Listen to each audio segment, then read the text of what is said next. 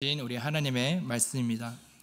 저는 오늘 우리가 읽은 이 본문 말씀을 통하여서 참된 주님의 자녀라는 제목을 가지고 하나님의 말씀을 증거하겠습니다.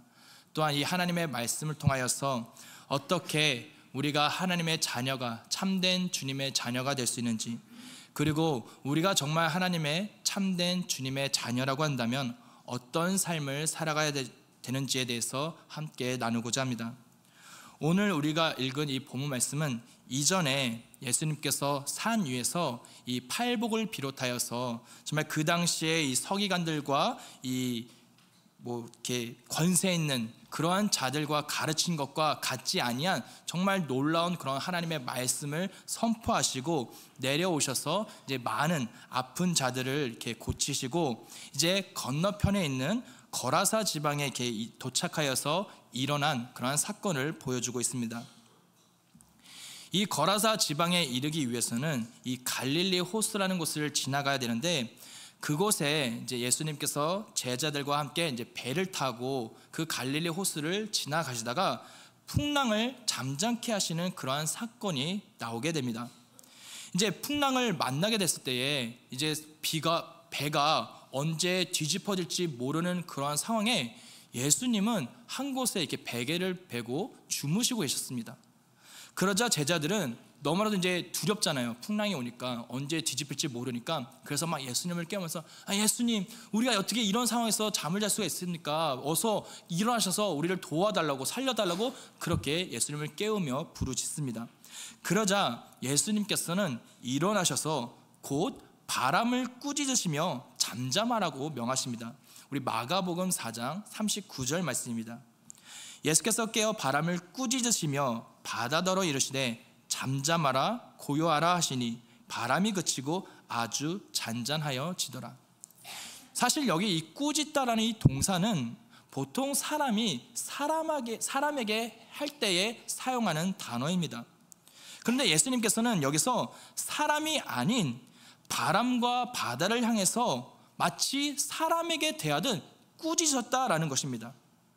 이 꾸짖다라는 이 동사가 이전에 예수님께서 또 가버나움에 있을 때, 특히 이제 회당에 있을 때 더러운 귀신 들린 그런 사람을 고치실 때에 그 귀신에게 명하실 때에 사용하셨던 단어와 동일한 단어를 사용합니다. 마가복음 1장 23절에서 25절 말씀에 보게 되면, 마침 그들의 회당에 더러운 귀신 들린 사람이 있어 소리질러 이르되 나사렛 예수여, 우리가 당신과 무슨 상관이 있나이까? 우리를 멸하러 왔나이까? 나는 당신이 누구인 줄 아노니 하나님의 거룩한 자니이다. 예수께서 꾸짖어 이르시되 잠잠하고 그 사람에게서 나오라 하시니. 이렇게 예수님께서는 더러운 그 귀신에게 꾸짖으시면서 잠잠하라고 말씀하셨던 것 같이 똑같이 사람이 아닌 바람과 바다를 향해서 꾸짖으시며 잠잠하라 라고 그렇게 명령하십니다. 이것은 풍랑과 사단 사이에 그 깊은 연관이 있다는 것을 보여주고 있는데, 우리가 이제 갈릴리 호수를 보게 되면, 물론 제가 직접 가보지는 못했습니다. 제가 이제 많은 자료를 이렇게 보면은 이 갈릴리 호수 주변에 높은 산들이 있습니다. 그래서 이 높은 산에서 이 차가운 공기가 이렇게 갈릴리 호수로 불어 들어옵니다. 그리고 서쪽에는 지중해가 있어서 그 지중해에서 뜨거운 바람이 또 이 갈릴리 호수로 들어와요. 그래서 이 차가운 공기와 뜨거운 공기가 이렇게 만나기 때문에 그곳에는 돌풍이나 풍랑이 자주 일어나는 경우가 많이 있었습니다. 그래서 우리가 성경을 보게 되면 이 갈릴리 호수에서 풍랑을 만나게 되는 그러한 장면을 우리는 자주 보게 되는데, 이 풍랑 때문에 많은 사람들이 이 배가 전복되어서 죽게 되는 그러한 사례가 많이 있었습니다. 그래서 그 당시에 그 사람들은 이 갈릴리 호수를 공포의 장소로서 The Home of Evil Spirit이라는 그러한 명칭으로 부르기도 했습니다. 그렇게 사람들이 The Home of Evil Spirit이라고 부르는 그 공포의 그 장소에서 풍랑과 마주친 그때에 예수님께서는 귀신에게 꾸짖으셨던 것처럼 똑같이 그 풍랑을 향해서, 그 바람과 파도를 향해서 꾸짖으셨다라는 것입니다.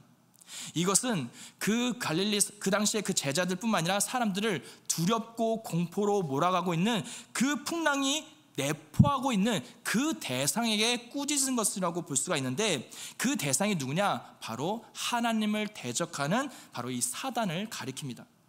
따라서 예수님께서는 그 풍랑을 꾸짖을 때 그 풍랑 그 자체를 꾸짖은 것이 아니라 그 안에 있는, 그 뒤에 있는 사단의 그 세력을 꾸짖으심으로써 예수님이야말로 참된 하나님의 아들이시다라는 것을 보여주고 계신 것입니다.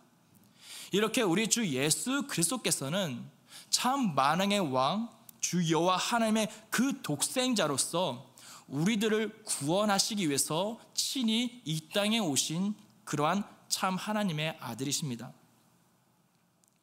우리가 정말 우리가 제목처럼 참된 주님의 자녀가 된다는 것은 그분이 누구이신지, 예수님이 누구이신지 온전히 알아서 그분을 내가 정말 믿음으로 나의 참 구세주로 믿는다는 것, 그리고 그것을 통하여서 그 믿음에 반응해서 살아가는 것, 이것이 바로 참된 주님의 자녀들입니다.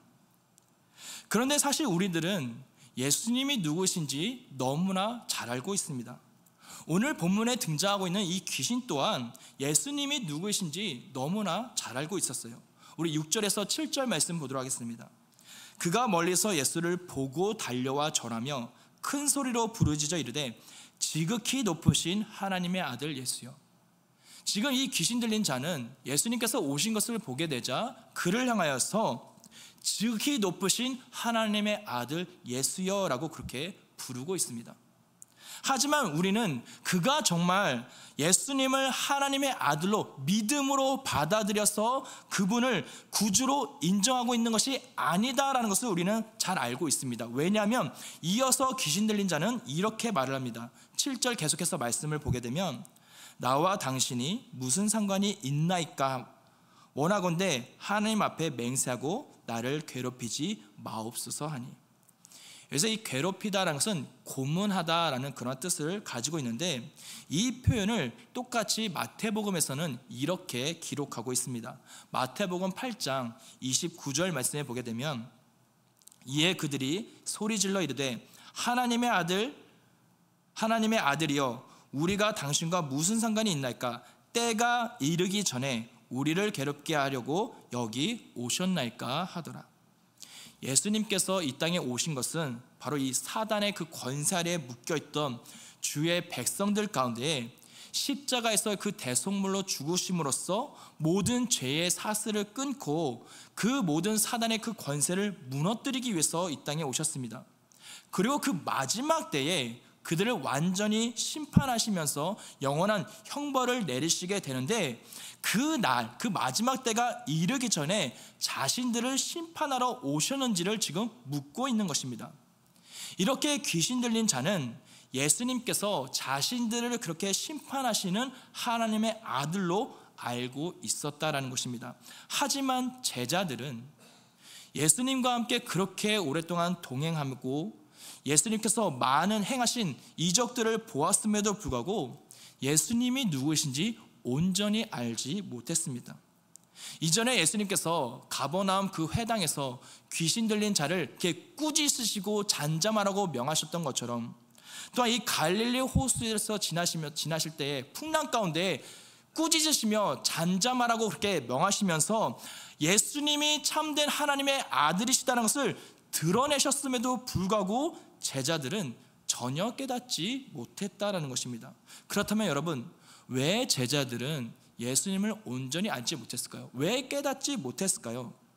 왜냐하면 그들이 생각하는 이 메시아라는 그 이미지가 너무나도 가장 깊이 자리 잡고 있었기 때문에 예수님을 온전히 알지 못했습니다.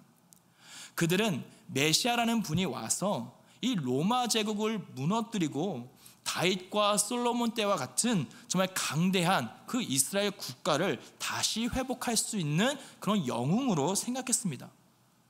그래서 제자들은 예수님께서 나중에 훗날 어느 날 이 로마 제국을 무너뜨리고 다시 한번 그 강대한 부유하고 강대했던 그 이스라엘 국가를 다시 회복할 때에, 그때에 우리가 얻을 그 부와 권력을 제자들은 보고 따라다녔던 것입니다. 그래서 예수님께서 부자 청년을 향하여서 이 부자가 천국에 들어가는 것이 낙타가 바늘귀에 들어가는 것보다 어렵다라고 그렇게 말씀하시자 베드로는 아니 주님, 우리가 모든 것을 다 버리고 주님을 따라왔는데 그러면 우리는 무엇을 얻을 수 있습니까? 라고 물어보면서 걱정했던 것처럼, 또한 요한과 야고보는 예수님께서 그날이 이르게 될 때에 좌편과 우편을 달라라고 했던 것처럼 그 말을 들었을 때 다른 10 제자들은 그 말에 분노했던 것처럼, 그 제자들은 예수님께서 이루실 그 강대한 국가를 이루실 영웅으로만 생각했기 때문에 그 주님을 온전히 바라보지 못했다는 것입니다. 그러나 예수님께서 이 땅에 오신 이유는 그들이 생각한 것처럼 강대한 그 이스라엘 국가를 회복하려고 오신 것이 아니라 정말 자신이 친히 화목제물이 되셔서 십자가 위에서 죽으시기 위해서 이 땅에 오신 것입니다. 그 죽음으로써 죄의 사슬을 끊고 주의 백성들에게 영원한 그 생명을 주시기 위해서 이 땅에 오셨다라는 것입니다. 그러나 제자들은 자신들의 만들어 놓은 그 메시아라는 그 이미지가 너무나도 강하게 자리 잡고 있어서 주님을 보지 못했습니다. 우리가 살아가는 우리 또한 내 맛에 맞는, 정말 내가 만든 그 신을 섬기며 살아가고 있습니다. 이러한 우리들의 그 모습을 보면서 이 팀 켈러 목사님은 내가 만든 신이라는 그런 책을 통하여서 재물, 성, 그리고 권력과 성공, 이러한 모든 분야에 우리가 얼마나 내가 만든 우상을 섬기며 하나님보다 더 생각하고 하나님보다 더 중요하게 여기는, 그렇게 생각하면서 살아가고 있는지를 잘 보여주고 있습니다. 그래서 이 팀 켈러 목사님은 이 책에서 인간의 마음이 우상을 만들어내는 공장이다라고 그렇게 표현하기도 했습니다. 이렇게 우리들은 예수 그리스도를 온전히 알고 그분을 내가 온전히 믿기보다는 내가 만들어놓은 그 신을 자기 열심으로 섬기며 살아가고 있습니다. 그러니까 우리가 온전한 믿음을 갖지 못하게 되어서 참된 주님의 자녀가 되지 못하는 것입니다. 참된 주님의 자녀가 되려면 주 여호와 하나님이 누구이신지 온전히 알아야 합니다. 그리고 그러한 하나님께서 나를 위하여서 예수 그리스도를 통하여서 행하신 그 놀라운 일들을 전 인격적으로 받아들이고, 뿐만 아니라 더 나아가 그 성령 하나님을 통하여서 이루실 그 하나님의 그 약속을 내가 받아들이는 자가 바로 참된 주님의 자녀들입니다. 이들은 그런 하나님의 행하신 놀라운 일들을 전 인격적으로 받아들였기 때문에 믿음으로 반응하여서 하루하루를 주님을 위해서 살아가는 그러한 자들이 바로 참된 주님의 자녀들이다라는 것입니다. 그런데 사실 우리가 이렇게 참된 주님의 자녀가 된다는 것, 그리 쉬운 일이 아닙니다. 왜냐하면 여전히 우리 가운데 나 중심성으로 살고자 하는 그러한 죄성과 내가 만든 신을 위하여서 자기 열심으로 살고자 하는 그러한 죄성과 연약함이 여전히 우리 가운데 많기 때문에 우리는 참된 주님의 자녀로 살아가는 것이 쉽지 않다는 것입니다. 우리 9절 말씀 보겠습니다. 이에 물으시되 내 이름이 무엇이냐? 이르되 내 이름은 군대니 우리가 많음이니이다 하고, 귀신 들린 자 안에 얼마나 그 악한 영들이 가득한지 자신의 이름을 군대다라고 그렇게 표현하고 있습니다. 이 군대라는 것은 레기온이라는 이 단어를 사용하고 있는데, 이 레기온은 약 3,000에서 6,000 정도의 그 여단이나 사단 정도의 그 규모의 로마 군대를 가리킵니다. 이렇게 엄청난 규모의 악한 영들이 그 한 사람 안에 있었다는 것입니다. 바로 죄악이 가득한 우리들의 모습이 이렇다라는 것입니다. 내가 만든 신이 이렇게 가득 차 있어서 주 여호와 하나님을 온전히 바라보지 못하고 내 안에 하나님이 아닌 다른 것들로 가득 차 있기 때문에 우리 주 예수 그리스도를 나의 참 구세주로, 주인으로 인정하지 못하니까, 그러니까 참된 주님의 자녀가 되지 못하고 있는 것입니다. 이렇게 나의 가슴 깊이 자리 잡고 있는 이기심, 욕심, 시기, 그리고 이 허무감이라는 이 가시들 때문에 주님께 다가가기 힘들다라고 그렇게 자신의 모습을 고백한 시가 있는데, 저는 이 시를 2000년도에 그 조성모라는 그 가수가 불렀던 그 노래로 많이 알고 있는데, 그 시가 바로 이 하덕규 시인이 쓴 가시나무입니다. 이 가시나무처럼 우리 안에 거짓된 나의 모습들이 많이 있기 때문에 그 거짓된 모습이 마치 군대와 같아서 내 안에 그 주님을 참된 주인으로 모시지 못해 참된 주님의 자녀가 되지 못하고 거짓된 모습으로 살아가고 있다는 것입니다. 그래서 우리는 자기 부인을 해야 합니다. 나의 거짓된 모습과 내 안에 가득한 그 우상들, 내가 만든 신들, 이것들이 바로 그리스도와 함께 십자가에서 죽어야 한다는 것입니다. 물론 그것 또한 내 힘으로, 내 의지로는 할 수가 없습니다. 왜냐하면 여전히 연약하고 죄성이 있기 때문에. 그렇다면 우리는 어떻게 하면 자기 부인을 할 수 있을까요? 어떻게 하면 그리스도와 함께 그 십자가에서 죽을 수 있을까요? 바로 내가 얼마나 소망이 없는 죄인인지를 깊이 깨닫고 그 문제가, 그 죄의 문제를 내가 정말 스스로 해결할 수 없구나, 그것이 다른 누군가가 내가 만든 신이 해결할 수 없구나, 그것은 오직 주님만이 해결할 수 있구나라는 것을 깊이 깨달았을 때, 그때 비로소 우리는 자기 부인을 할 수가 있는 것입니다. 이것들을 위해서, 이것을 위해서 우리 주님이 우리에게 찾아오신 것입니다. 우리 1절 말씀 보겠습니다. 예수께서 바다 건너편 거라사인의 지방에 이르러. 이 거라사인의 이 지방이라는 것은 이방인 지역입니다.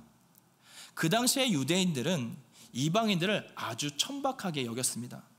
마치 이 개로 여길 만큼 이렇게 천하게 여겨서 유대인들이 이방인들과 함께하는 것은 정말 부정하다라고 그렇게 여겼습니다. 이것을 얼마나 그 유대인들 가운데 깊이 사로잡혔는지, 초대교회의 리더였던 이 사도 베드로가 헬라인들, 이방인들과 같이 이제 밥을 먹고 있는데 이 유대인들이 들어오기 시작합니다. 그런데 그 유대인들이 두려워서 조용히 그 자리를 빠져나가게 됩니다. 그 모습을 본 사도 바울은 이 베드로를 향해서 책망하는 것이 기록되어 있습니다. 이렇게 유대인들은 이방인들과 상종하지 않은 그러한 인식들이 너무도 깊이 박혀 있는데, 그런 가운데 유대인의 왕이라고 불리는 그 예수 그리스도께서 친히 그 이방 지역에 들어가셨다는 것입니다. 그렇다면 왜 예수님께서는 그 이방인들이 사는 그 거라사 지방으로 들어가셨습니까? 바로 잃어버린 한 영혼을 위해서 그곳에 가셨다는 것입니다. 바로 이 귀신 들린 자, 이 한 영혼을 위해서 그 이방인 지역으로 가셨다라는 것입니다. 2절 말씀 보겠습니다. 배에서 나오심에 곧 더러운 귀신 들린 사람이 무덤 사이에서 나와 예수를 만나니라. 여러분, 이것이 우리 주님의 한량없는 은혜이고 정말 측량할 수 없는 정말 무한한 사랑입니다. 그 당시에 사람이 귀신 들렸다고 한다면 오늘날이면 이렇게 치료를 하겠는데, 그때는 치료할 수 있는 그런 기술도 없었을 뿐만 아니라 그런 사람들이 정상인 사람들과 같이 생활하는 것이 어렵기 때문에 그들을 따로 한 곳에 모아놓고 살도록 했습니다. 이 거라사 지방은 아마도 그 한 곳에 따로 살게 했던 곳이 무덤이었던 것 같습니다.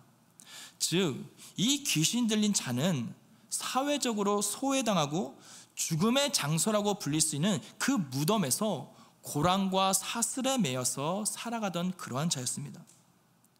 그렇게 사람에게 버림받고 심지어 가족들에게까지 버림받았던 그 자가 정말 어떠한 소망 없이 그저 자신의 몸을 해치면서 그렇게 하루하루를 살아던 그러한 자에게 우리 예수님께서 친히 찾아가셨다는 것입니다.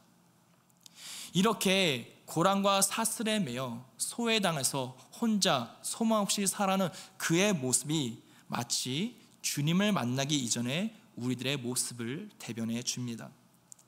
우리는 이 죄악이 가득한 이 땅 가운데 살면서 정말 이 강자만이 살아남을 수 있다라고 하는 이 치열한 경쟁 사회에서 점점 소외되고 살아왔지만, 정말 내 몸과 영혼이 지쳐서 정말 소망 없이 하루하루를 그렇게 살아가던 그러한 자였는데, 그러한 나를 위해서, 그러한 우리들을 위해서 우리 주님께서 찾아오신 것입니다.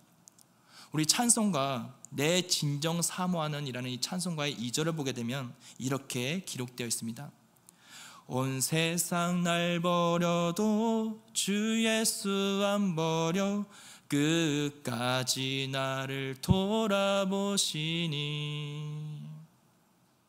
그렇습니다. 세상은 우리를 이렇게 외면하고 소외하고 버릴지라도 우리 주님은 결코 고와 같이 우리를 버려두지 아니하시고 우리를 위해서 그 하늘 보좌 영광을 친히 포기하시고 하나님과의 그 동등됨을 포기하시고 자기를 비워 종의 모습으로 이 땅에 오셨습니다. 이것이 우리 기독교와 다른 종교와의 가장 큰 차이점입니다. 다른 종교는 우리 사람이 그 신의 영역에 도달하기 위해서 자신들이 믿는 그 신에 다가가기 위해서 정말 엄청난 그 온갖 극한 수행으로 해야지만 그 신의 영역에 갈 수 있다라고 하지만 우리가 믿는 그 만왕의 왕 주 여호와 하나님은 내가 주님을 알기도 전에, 내가 주님을 더 사랑하기도 전에 먼저 우리를 아시고 먼저 찾아오시는 그러한 분이십니다.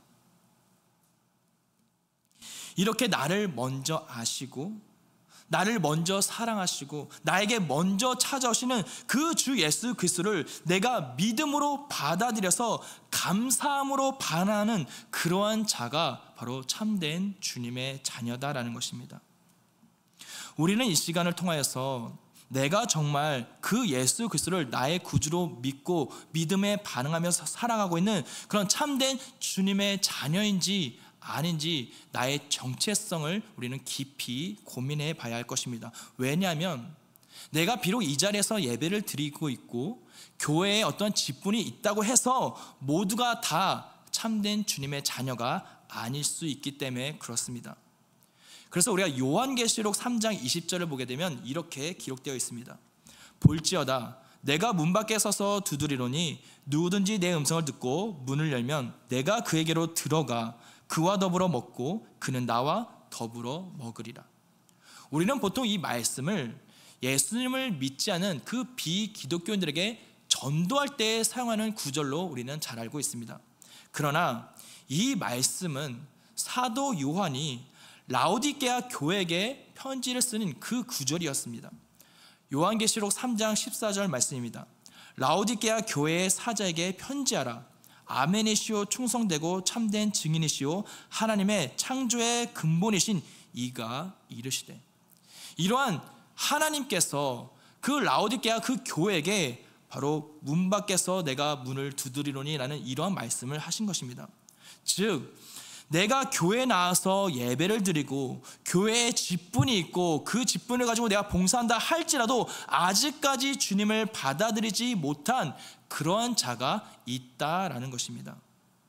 그렇기 때문에 내가 정말 나에게 찾아오시는 그 예수님을 내가 믿음으로 받아들여서 그분을 나의 정말 참된 주인으로 모시고 그 믿음에 반응하여서 내가 살아가는 참된 주님의 자녀인지 아닌지를 우리는 깊이 생각해 봐야 할 것입니다.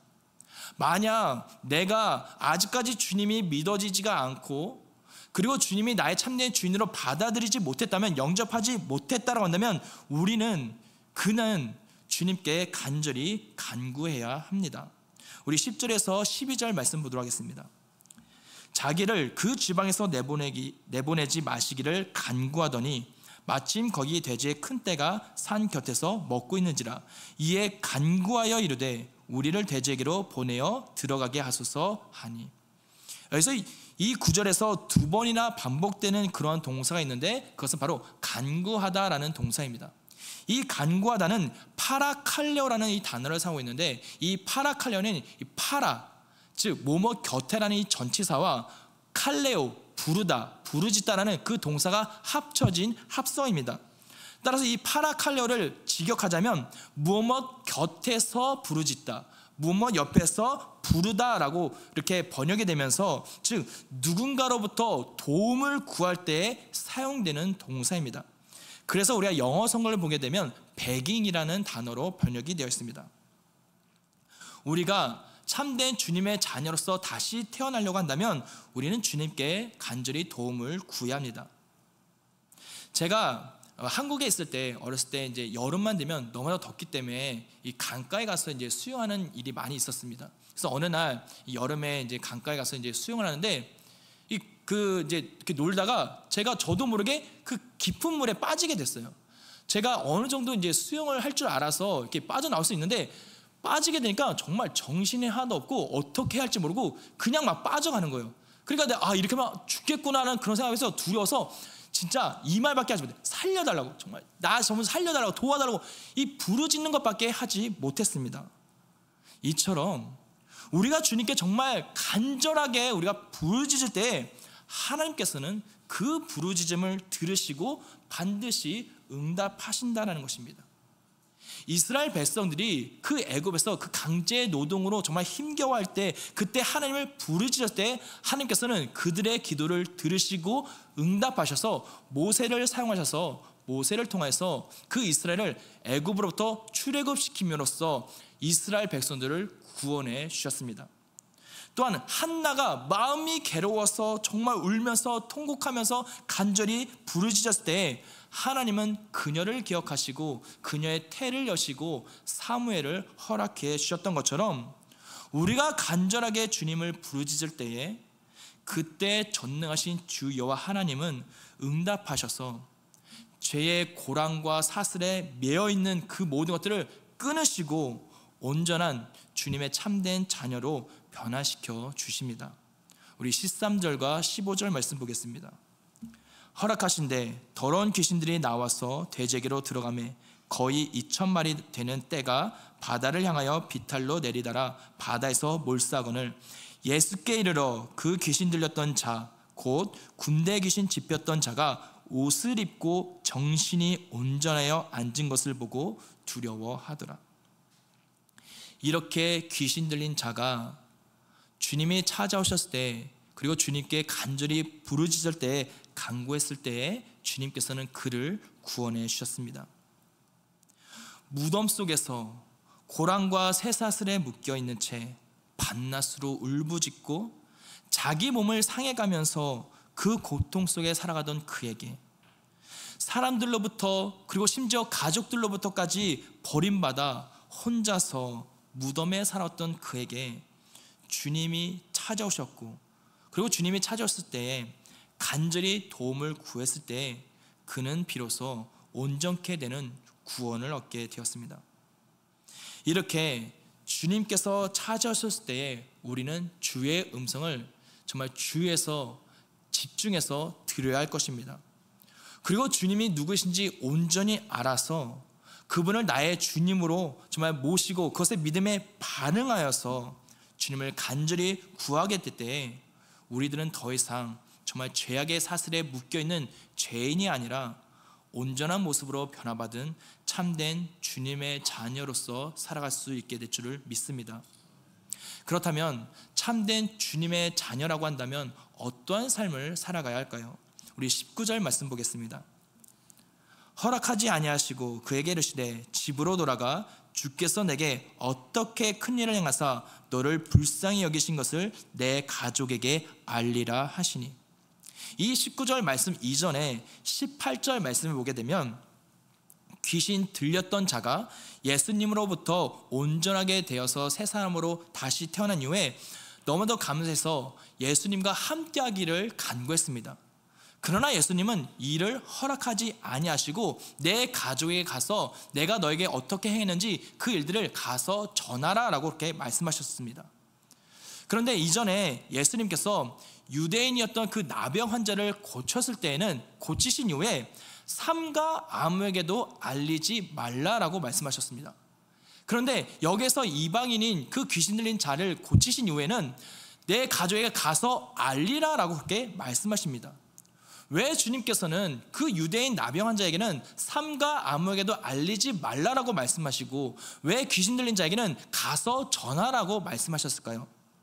왜냐하면 제가 아까 전에 얘기했던 것처럼 유대인들은 이 메시아라는 이 잘못된 그 이미지를 너무나도 갖고 있었기 때문에 예수님의 그 이적들만 바라보게 된다면 그 인식에서 벗어나 예수님을 온전히 바라볼 수 없기 때문에 삼가 아무에게도 알리지 말라라고 말씀하셨던 것이고, 반면에 이방인들은 그런 인식 자체가 아예 없이 예수님이 누구신지 알지 못하기 때문에 가서 전하라 라고 그렇게 말씀하셨던 것입니다. 그래서 주님께서는 그가 주님과 함께하기를 원했지만, 간구했지만 이를 허락하지 아니하시고 가족들에게 가서 전할 것을 명하셨습니다. 이러한 예수님의 말씀에 이 사람은 어떻게 반응을 했습니까? 20절 말씀입니다. 그가 가서 예수께서 자기에게 어떻게 큰일 행하셨는지를 데가볼리에 전파하니, 이 데가볼리라는 것은 우리가 에나하임처럼 어떤 한 지역, 한 도시를 말하는 것이 아니라 이 10을 가리키는 이 데카와 그리고 도시를 뜻하는 이 폴리스와 합쳐진 이런 합성으로서 오늘날 여러분 실리콘밸리 있잖아요. 그것처럼 10개의 도시들을 데가볼리라고 이렇게 불렀습니다. 즉 귀신 들렸던 그런 자는 예수님을 만나 그분의 은혜로, 그분의 도우심으로 온전하게 주님의 그 자녀가 된 주님의 그 놀라운 하나님의 그 주님의 행실을 가족을 넘어 10개의 그 도시를 돌아다니면서 복음을 증거했다라는 것입니다. 이것이 바로 예수 그리스도로 말미암아 참된 주님의 자녀가 된 자들의 삶의 모습입니다. 우리 주님께서는 주의 자녀들을 위해서 먼저 종의 모습으로 찾아오시고 십자가에서 우리를 위해서 대신 죽으심으로 하나님과 우리를 화목케 하셨습니다. 그러한 예수님께서 승천하시며 주의 제자들에게 이렇게 말씀하셨습니다. 마태복음 28장 18절에서 20절 말씀입니다. 예수께서 나와 말씀하여 이르시되 하늘과 땅의 모든 권세를 내게 주셨으니 그러므로 너희는 가서 모든 민족을 제자로 삼아 아버지와 아들과 성령의 이름으로 침례를 베풀고 내가 너에게 분부한 모든 것을 가르쳐 지키게 하라. 볼지어다 내가 세상 끝내까지 너희와 항상 함께 있으리라 하시니라. 이 말씀은 이 땅을 살아가는 주님의 몸된 교회가 감당해야 할 거룩한 사명입니다.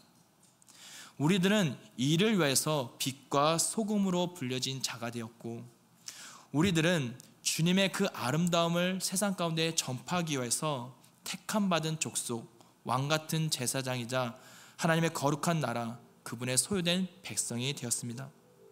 하나님의 그 은혜로 참된 주님의 자녀가 된 그러한 자들은 이러한 주님의 명령에 따라 복음을 증거하는 그러한 증거자의 삶을 살아야 할 것입니다. 이것이 자연스러운 반응입니다.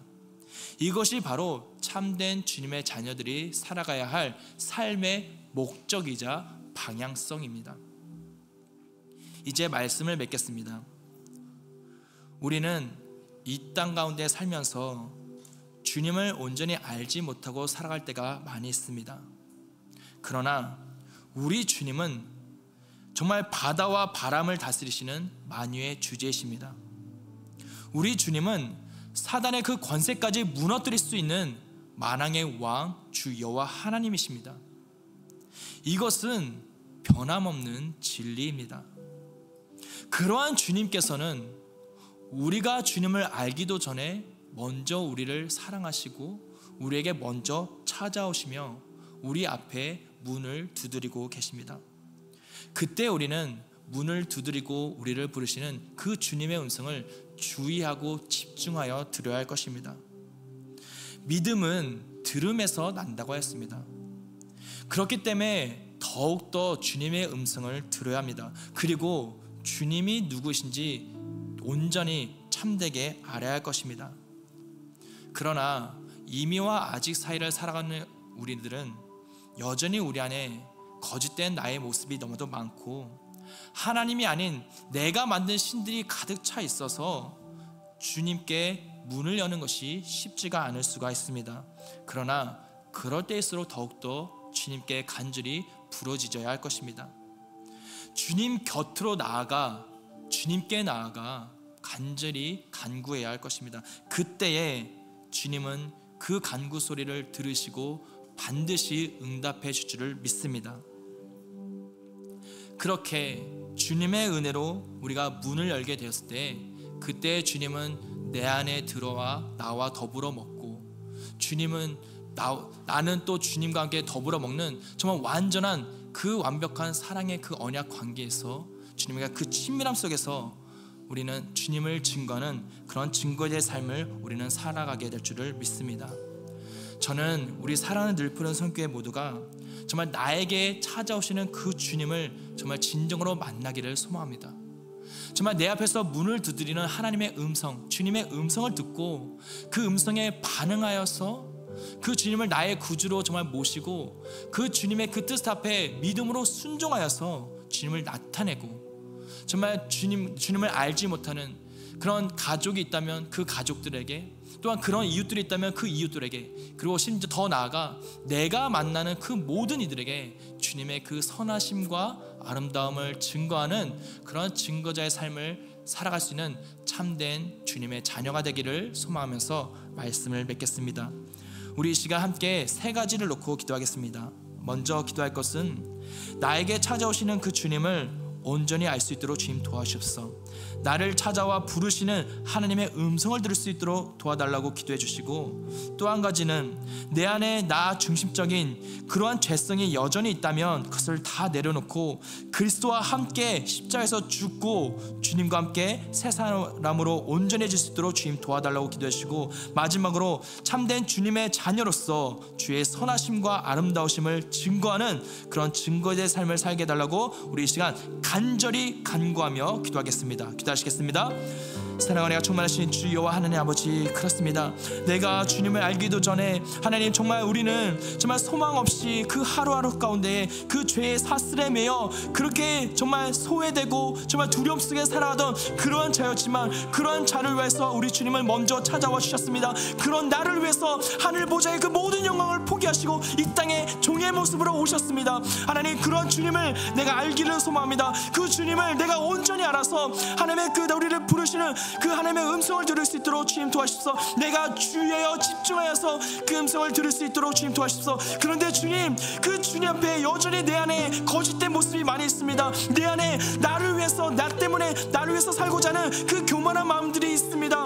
하나님, 그런 죄된 모습들, 거짓된 모습, 그런 모든 것들을 하나님 다 내려놓고 그리스도와 함께 그 십자가에서 죽고 주님과 함께 다시 새 사람으로 온전케 될 수 있도록 주여 저희들의 삶을 붙잡아 주옵소서. 우리가 그렇게 부르짖을 때에 주께서 들으시고 응답해 주시를 믿습니다. 아니, 그렇게 하나님 주님의 참된 주님의 자녀로서 주님의 그 선하심과 그 아름다우심, 나에게 행하신 그 놀라우심을 저 세상 가운데 증거할 수 있는, 나타낼 수 있는 증거자의 삶을 살 수 있도록 주여 저희들의 삶을 붙잡아 주시옵소서. 아버지, 신실하시고 만유의 주제이신 주 여호와 하나님 아버지, 저희들은 정말 죄에 매여 비참히 끌려다니던 그녀 정말 그러한 죄 많은 죄인들이었습니다. 그러한 저희들을 건지시고 존귀하고 거룩한 주님의 자녀로 만들어주신 주님의 은혜가 얼마나 큰지요. 우리 눈앞에 있는 그 이익을 움켜잡으려 주님을 외면하는 그런 어리석은 인생이 되지 않도록 주여 저희들을 붙잡아 주시옵소서. 저희들이 선 그 자리에서 주님께서 저희들에게 행하신 그 놀라운 그 일들과 그 사랑과 그 은혜를 나의 입술과 나의 삶으로 전하는 그런 복된 증거자의 삶을 살 수 있도록 주여 저희들의 삶을 인도하여 주시옵소서. 오늘 이 하루도 하나님의 말씀 안에서 주님의 뜻을 이루는 하루가 되게 하시고 모든 영광 주님께 쌓으며 사랑이 많으신 주 예수 그리스도의 이름으로 기도합니다. 아멘. 우리 봉헌을